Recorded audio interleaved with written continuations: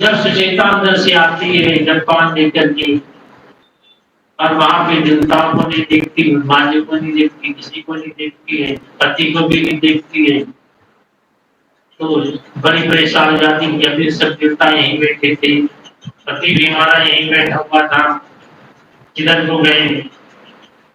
यही सोच विचार करने लगी तब तक नजर पड़ गई कि उनकी वहां अलग पड़ी हुई देखा, सर अलग देखा, धड़ अलग देखा, पड़ा हुआ सर ऐसी फाड़ रखा है, जान फाड़ करके पसीने आते हुए पसलियों का अस्त्र बनना था, ये पसली है कपड़े बनना था, सब फेंक दिया उल्टा, मां से लोग रही देख करके विलाप करती हुई यहाँ से थाली छूट गई, छूट गई। कहा हे देवताओं, मैं तुम्हें श्राप देती हूँ, तुमने जानवर विभाग में मेरे पति के साथ में जो कार्य किया है, तुमने उनके सारे शरीर तुमने छिन्न भिन्न कर दिया है, तो इसी रूप में तुम्हें आगे चल के जानवर के रूप में तुम्हारा जन्म होगा, धरती पे तुम विचरोगे। सुचेता ने सभी देवताओं को श्राप दे दिया जानवरों का। तो ये जो आप बंदर आप देख रहे हो, बंदर के रूप में ये सारे देवता हैं, उनकी पूजा करते हैं। तो बालक रूप में देवता सारे आकर के यहाँ जन्म दिए, जो घूमते हैं। उसके बाद सुचेता ने कहा, पत्थर उठाया, पत्थर उठा करके अपने पेट में मारने के लिए जो चली, तुम आकाशवाणी हुई भगवान शंकर की, हे सुचेता तुम ऐसा मत करो, तुम्हारे पेट में दधिर जी का अंश पड़ रहा है, वो हमारे ही अवतार है, भगवान शंकर का ही, हमारे शंकर जी बोले कि हमारा ही अवतार है।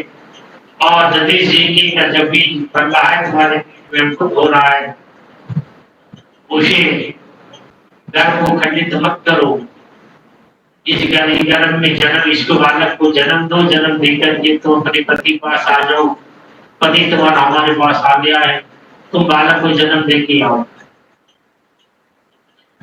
सुचेता आकाशवाणी सुनकर के रुक जाती है,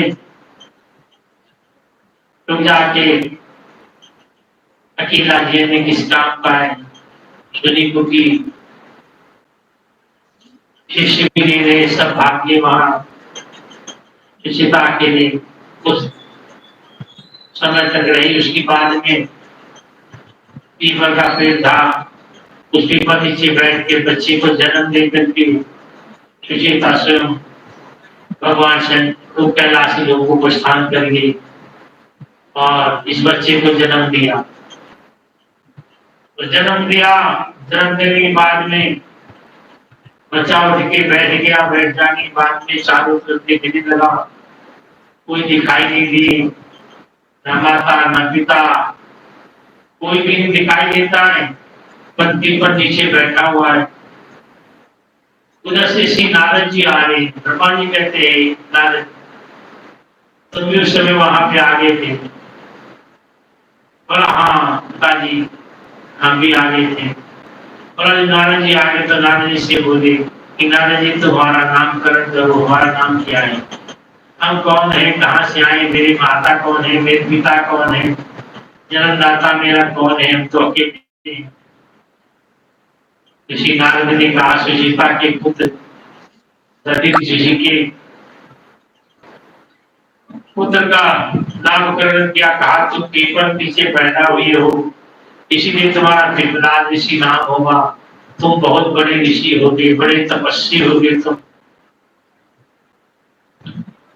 तुम्हारा भगवान शंकर का अवतार है। पिपलादसी नाम पड़ गया उनका, पीपल नीचे पैदा हुए इसलिए पिपलादसी कहेंगे, और ये पीपल ही तुम्हारा घर है, पीपल ही तुम्हारा घर है। तीसरी नारद से कहने लगे कि मुझे बताओ मेरे माता, मैं ऐसा भागी हूँ, मेरे माता भी छोड़ दी, पिता भी छोड़ दी, ऐसे कौन से ग्रह के कारण, ऐसे क्या कारण था जो मेरे माता और पिता दोनों संसार को छोड़ के चले गए। ऋषि नारद ने कहा, देखो तुम्हारे पे शनि की महादशा चल रही है और शनि की महादशा आने के कारण ही तुम्हारे माता पिता, पहले पिता ने देवताओं को शरीर त्याग कर दिया, माता तुम्हें छोड़ के पैदा करके चली गई, शनि की महादशा है इस कारण से।